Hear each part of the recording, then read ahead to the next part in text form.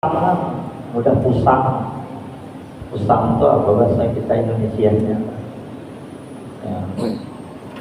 Mudah kesal. Ya. Bila ada sesuatu yang tidak sesuai dengan diinginkannya, mudah kesal. Mudah kesal. Pemusangan. Ya. Termasuk peumutan ya. Peumutan itu sedih, mudah sedih. Tahu mau kenapa hambarnya tidak makannya dari selera makannya? Apanya? Macam-macam banyak masalahnya. Kau tahu mau tidak apa-apa. Itu karena tidak mengenal Allah. Dapat masalah, ya, kayak buang betul. Padahal coba kita renungkan ayat-ayat suci Al-Quran.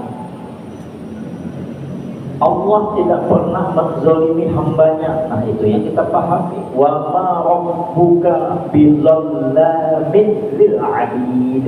Tidaklah Tuhanmu itu menggunakan kata rabbuka. Pakai Rabbun yang kita sudah jelaskan. Rabbun itu Rabba Yurabi, yang menciptakan, yang mengatur, yang mendidik, yang memelihara, yang kita setiap sholat alhamdulillahi rabbil alamin. Kita menyatakan pujian kepada Allah yang mengatur, yang menciptakan, yang memelihara, yang mendidik alam semesta ini. Alam semesta itu apa saja selain Allah. Alam semesta apa saja yang diciptakan itu ciptaan Allah. Apa yang terjadi perbuatan makhluk ciptaan Allah. Kalau orang yang memahami itu, ya, karena maunya susah hatinya. Karena memahami yang Rabbah di situ Allah. Maka dengan kita diajari doa raditu billahi rabba, aku ridho Allah menciptakan, mendidik, memelihara, mengatur. Yang seringkali menyusahkan itu akibat apa? Yang kada paham, kada mengerti. Satu, yang kedua, kada sadar diri inya hamba. Dan setiap apa yang Allah ciptakan, Allah tidak menyusahkan, tidak menzalimi, semuanya kebaikan. Kemudian juga Allah tidak pernah kita tuh susah. Maka itu di dalam Al-Quran Allah katakan yuridullahu bikumul yusra wa la yuridu bikumul usra. Allah menginginkan kemudahan, tidak ingin menyusahkan. Bapak dan Ibu yang berbahagia, ada seseorang tadi ulun pengajian ibu-ibu tadi di Tanjung Harapan, pengajian di Tanjung Kilang. Jadi ada seorang yang bertanya, bentuk pertanyaan begini, Ustaz, bagaimana seorang istri hendaknya menyikapi suaminya yang tidak sesuai dengan ekspektasinya? Oh itu diisi lagi tapi tidak sesuai dengan harapan. Jadi ulun ketika itu berusaha lah menjawab sesuai dengan apa yang ulun kaji, yang ulun pelajari. Ketika seseorang berharap kepada seseorang, makhluklah secara umum, ya, untuk sesuai dengan keinginannya, nah itu tuh yang salah. Nah itu tuh yang salah. Di mana salahnya? Kenapa mengharapkan kepada orang yang kadang kala berbuat apa-apa, yang tidak punya apa-apa? Maka dengan kita ibu-ibu yang bapak-bapak yang berbahagia, Sama halnya contoh yang lain, ini yang nanti mengakibatkan merasa susah hati, jadi beban, jadi kada ini kada itu, akhirnya merana, sengsara, dianggap Allah yang menzolimi, padahal ini surat yang salah paham. Nah, contohnya ya, ada dengan kita yang punya anak, berharap aja anakku ini bisa kayak ini kayak itu, berharap ke anak. Jangan suah meletakkan harap kecuali kepada yang menciptakan setiap apapun yang terjadi, perbuatan, ciptaan. Berharap ke situ. Kalau kita berharap kepada Allahnya, bila Allah kadang menciptakan tidak sesuai dengan yang kita inginkan, kita sebagai makhluk kayak apa adabnya? Itu pak jawabannya. Dan setiap apa yang Allah ciptakan, ada yang kada baik. Semuanya baik, itu namanya husnuzon lawan Tuhan. Wadilah, berani nggak kita mengatakan ada yang Allah ciptakan kada baik? Pun kalau dianggap kada baik, karena kita kada memahami eksistensi daripada apa yang Allah ciptakan itu. Manusia itu senantiasa punya sifat ego. Bahkan kadang-kadang di dalam berdoa, dia hanya memikirkan egonya, tidak memikirkan yang lain. Contoh kecil saja. Ini contoh orang berdoa yang kada baik. Berdoa kada baik. Contohnya, ini hendak acara pengantinan. Ya kalau hendak pengantinan, pesta, maka acaranya tidak di gedung, di rumah. Tenda kan cukup. Lalu ya Allah, dah ada hujan, kada baik itu. Kenapa? Ego. Orang makam yang lain berharap hujan, binatang berharap hujan, tanaman berharap hujan. Etika tidak berdoanya kelihatan egonya, yang mementingkan dirinya sendiri, yang supaya nyaman orang terserah aja situ. Maka ada ya Allah, aja orang lawasnya kata hujannya. Karena yang sudah banyak jadi tempayan, ada lagi nantinya, ya Allah jangan hujan. Kelihatan egonya. Samalah dengan kita ketika berdoa. Kan ada orang yang berdoa, dah ya Allah luluskanlah anak hamba di dalam tes ini. Itu kan debat bahwa Tuhan. Yang lebih parah lagi ketika anaknya kada lulus, susah hatinya. Lalu menyambat doa aku ini kada makbul nih ya. Buktinya anak kada lulus, menyambat Allah kada memakbulkan doanya, kada bahagia. Kada bahagia dengan doa, akhirnya susah hatinya. Susah hati itu adalah akibatnya kada paham bahwasanya nanti bisa terjadi untung setelah 10 tahun, untung kemarin anakku kada lulus tesnya, kamunya lulus kan sesugih ini. Kamu lulus kita sesungguh ini ya ulangan. Ya pandangannya itu menghadapkan Tuhan aja. Yang ada waktu itu saja. Itu kata beradab, kata beretika kepada Allah Subhanahu wa Ta'ala. Kalau orang yang paham, yang setiap kita berzikir Alhamdulillah, Alhamdulillah, Alhamdulillah, Alhamdulillah, ditutup dengan alhamdulillah alamin ala kulli halin wa fi kulli halin wa ni'matin. Maka ya kada sebuah susahnya dalam hidupnya, apapun yang menimpanya dia yakin seyakin-yakinnya dengan etika tauhid yang wujud semuanya baik. Nah orang yang seperti ini wajar amun kaina inya masuk surga itu ya tempatnya lebih utama daripada orang yang ahli sholat, yang ahli puasa, yang ahli haji. Yang sholat belum tentu ujung-ujung menuhankan Tuhan. Orang kebanyakan sholat, kenapa sholatnya? Aku udah sembahyang masuk neraka. Nah dia masih memikirkan dirinya, bukan benar-benar mengagungkan Tuhannya. Padahal Bapak Ibu yang berbahagia, kalau seseorang itu paham ketika ditimpa musibah, dia hendak setiap hari buat musibah. Amoninya paham, tapi siapa yang kita yang ya Allah datangkanlah musibah, kata boleh juga kayak itu. Tapi dalam prinsip bagaimana menjadi hamba Allah yang siap benar-benar menjadi hamba. Yang hamba itu ya statusnya hanya sebagai pelaksana dari apa yang Allah perintahkan kepadanya, menggawi apa yang diperintahkan dah. Tuh. Yang kedua, tidak umpat-umpatan makhluk.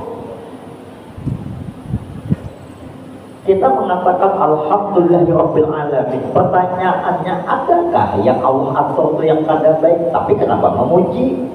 Amun memuji berarti oke, sudah. Kalau bahasanya ya Allah, apa yang engkau ulah, apa yang engkau ciptakan, mantap Tuhan. Atau alhamdulillah, bro. Senang gimana? Oke.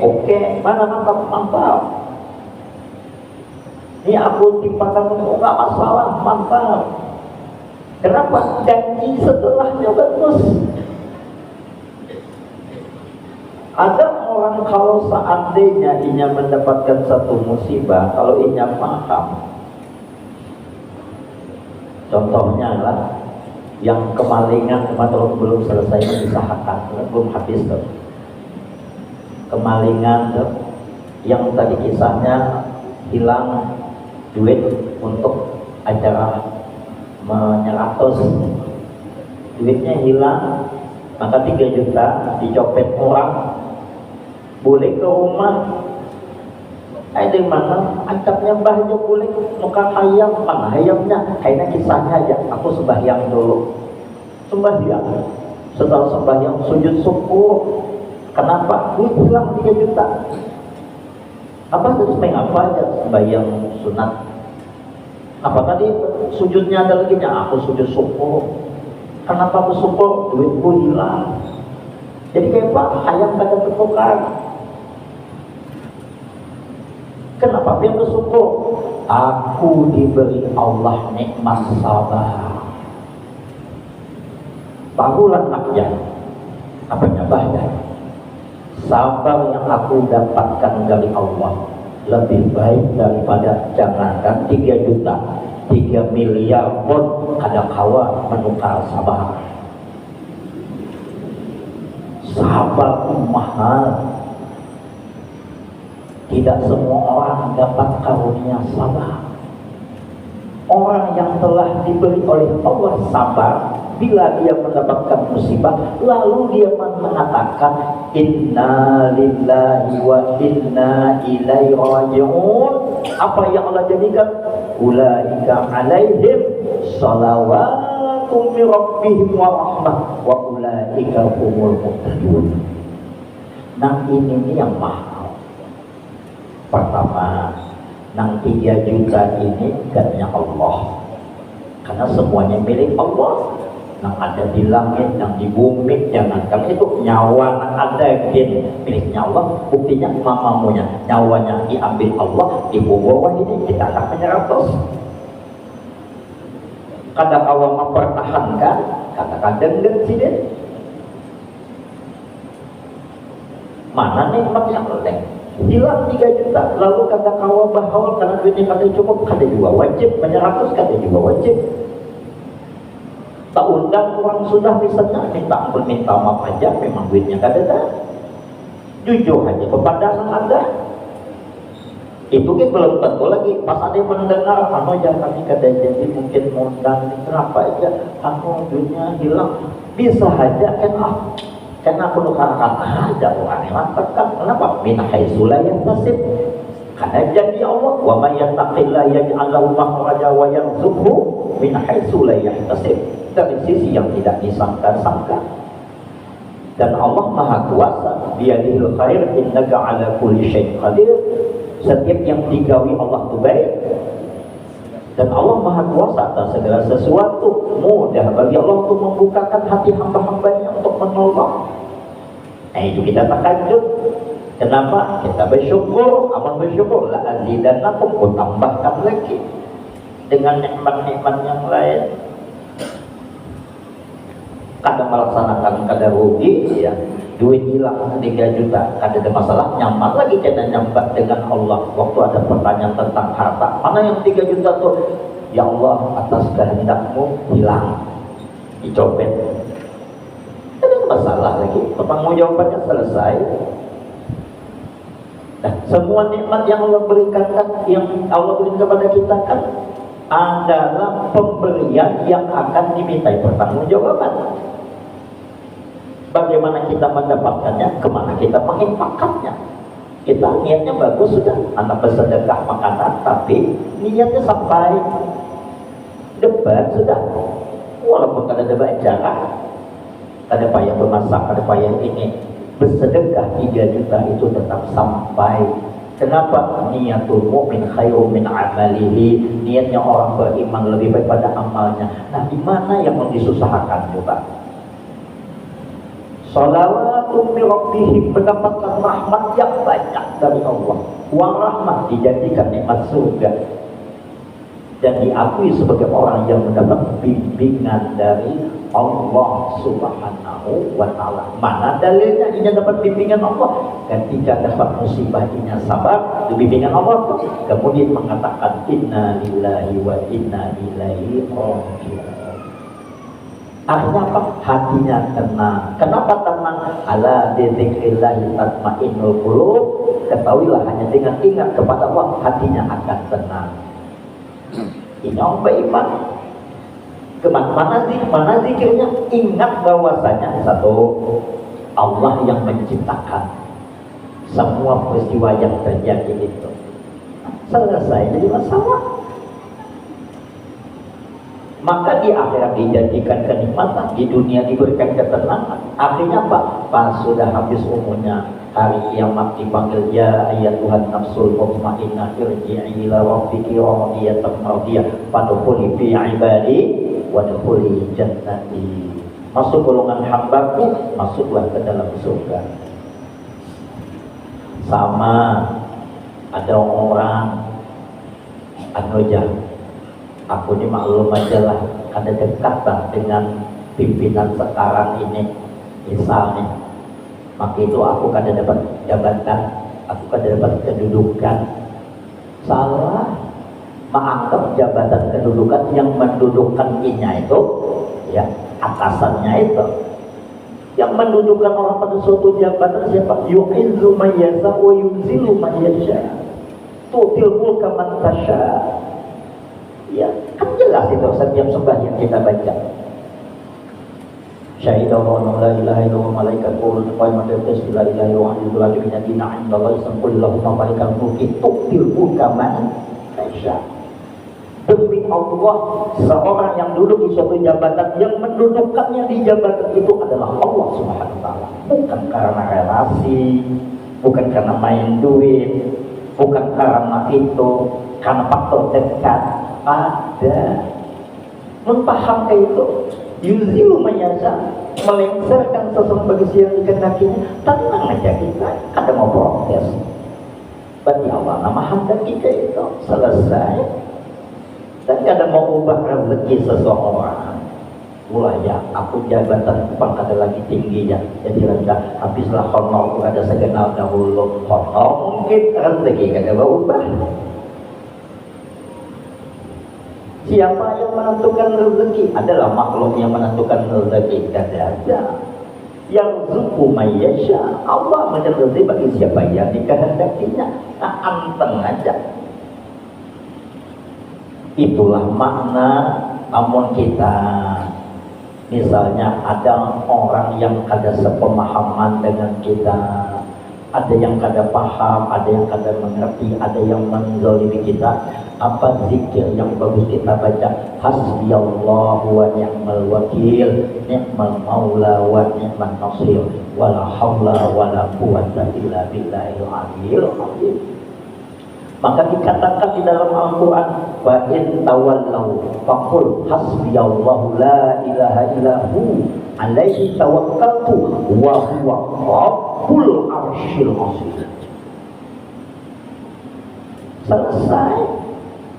Wa in tawallau, kalau seandainya wahai Muhammad sallallahu alaihi wasallam, umatmu, orang-orang yang engkau dakwahi, engkau orang-orang yang engkau padahi, orang-orang yang engkau ingatkan, tawallau, berpaling darimu, kada mau menumpatimu, kada mau menurutimu, faqul, katakanlah, hasbiyallah, cukuplah bagiku Allah.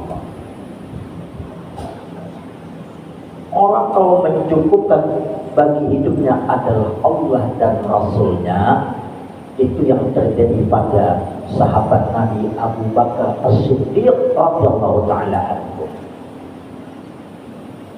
Tenang hatinya, nyaman jiwanya.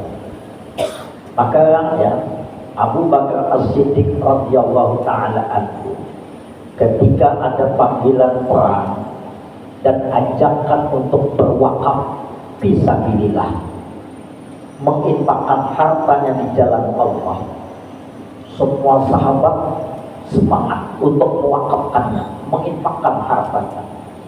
Umar bin Khattab setengah dari harta yang dimilikinya, yang lainnya ada sesuai dengan kemampuannya. Tapi Abu Bakar As-Siddiq menginfakkan, mewakafkan semua harta yang dimilikinya sampai tidak tertinggal sedikit pun. Sehingga Rasulullah mengatakan, ya Abu Bakar, ini semuanya aneh bahasa kita. Apa yang kau tinggalkan untuk dirimu, untuk anak, istri dan keluargamu? Apa jawaban Abu Bakar As-Siddiq? Cukuplah bagiku dan keluargaku engkau dan Allah ya Rasulullah. Kenapa sanggup mengatakan Allah dan Rasul cukup? Karena semua apa yang ada miliknya Allah, dan yakin Allah Maha Kuasa atas segala atasannya. Selesai sudah. Yang mengurusi kita ini Allah. Kayak apa aja Allah tumpang. Allah meninggalkan kita tidak akan. Kenapa? Allah jauh lebih cinta kepada kita daripada cinta kita kepada diri kita sendiri. Kenapa? Karena kita bersidin, kita ini miliknya. Si pemilik lebih sayang daripada kita yang bukan pemilik. Allah jauh lebih sayang daripada kita menyayangi diri kita. Allah lebih sayang terhadap keluarga kita daripada kita sayang kepada keluarga kita. Mana dalilnya? Allahu khairun hafizan wa huwa arhamur rahimin. Lebih sayang dari siapapun yang memiliki rasa sayang. Mohon maaf, orang-orang yang kafir kepada Allah dan tetap Allah beri dengan sifat rahmannya, jelas kafir. Yang menghina Allah beri, Allah kasih nikmatnya, Allah tak pemalas. Kita ada orang nyakit kita, jangan harap. Mau undang acara pengantinan, kadang-kadang kita undang, susah diundang sini itu yang orang melihatnya. Hendak pulang haji dia kadang mau undang, ya undang kan susah undang tuh semua orang lihat sini itu jadi kan kaki diundang. Kenapa? Masalahnya sepele-sepele aja kadang-kadang.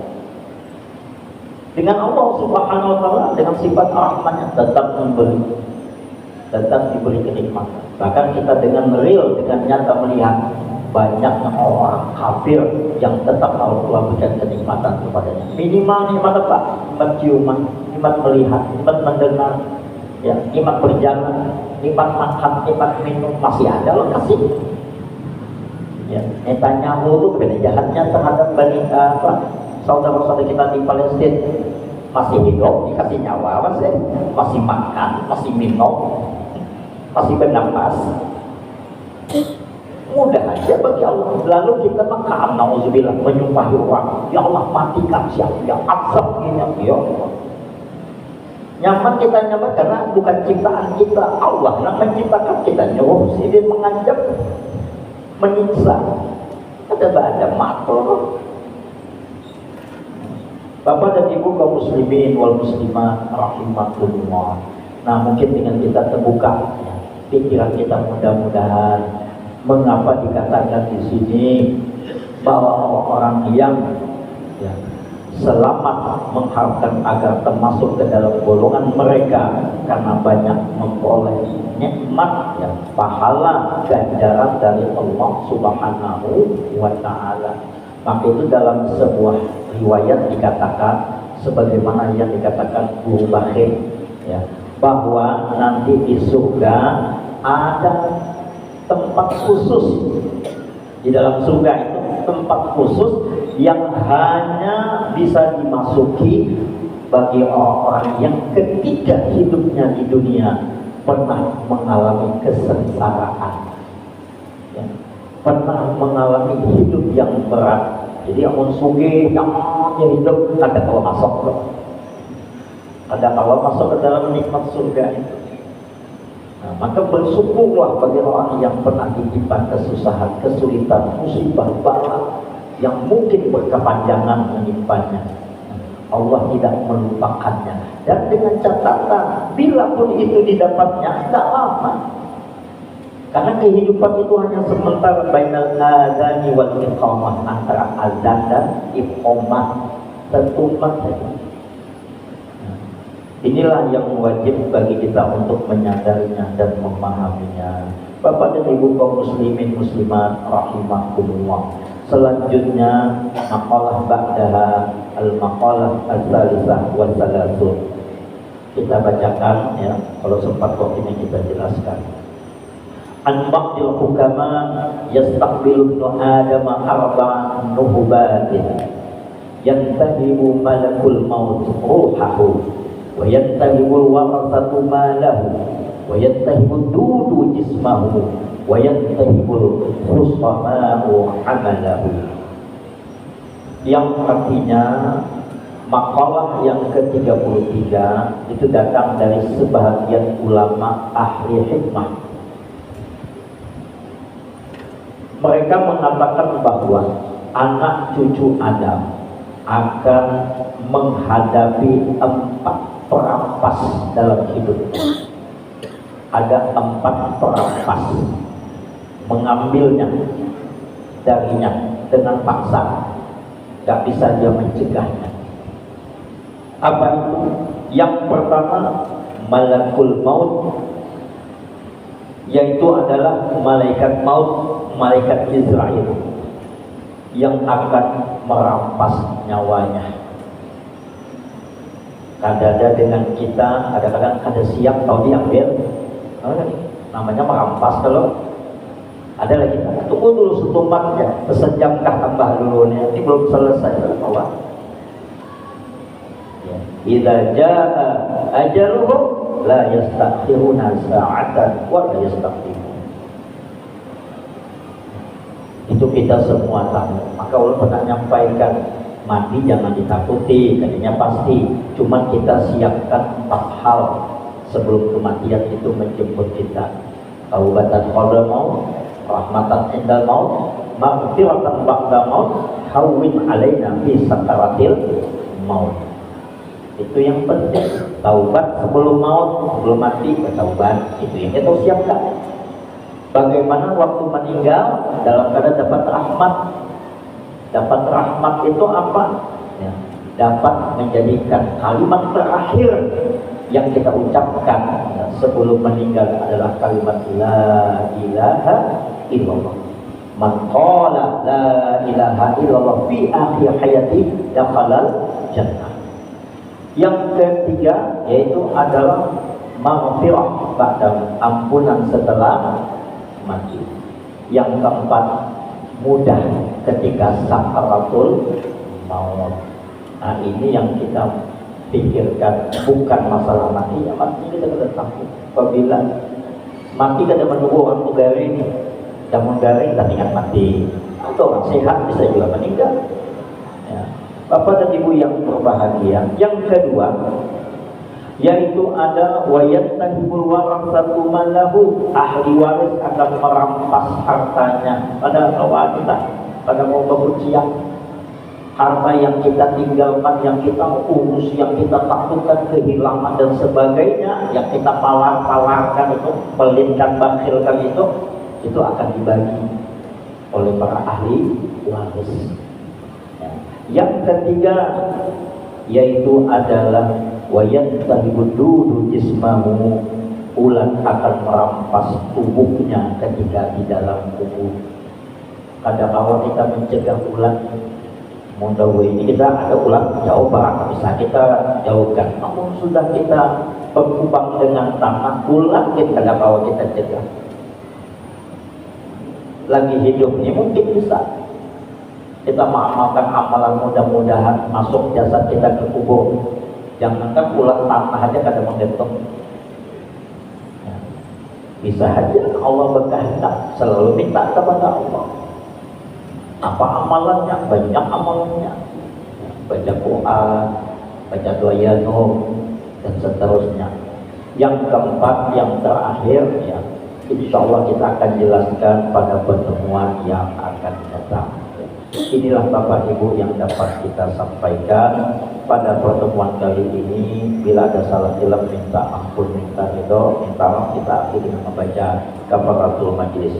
A'udzubillahi minasyaitonir rajim. Bismillahirrahmanirrahim. Subhanakallahumma wa bihamdika asyhadu an la ilaha illa anta astaghfiruka wa atubu ilaik. Wassallallahu ala Muhammadin nabiyyi wa ala alihi wasallam. Alhamdulillahirabbil alamin.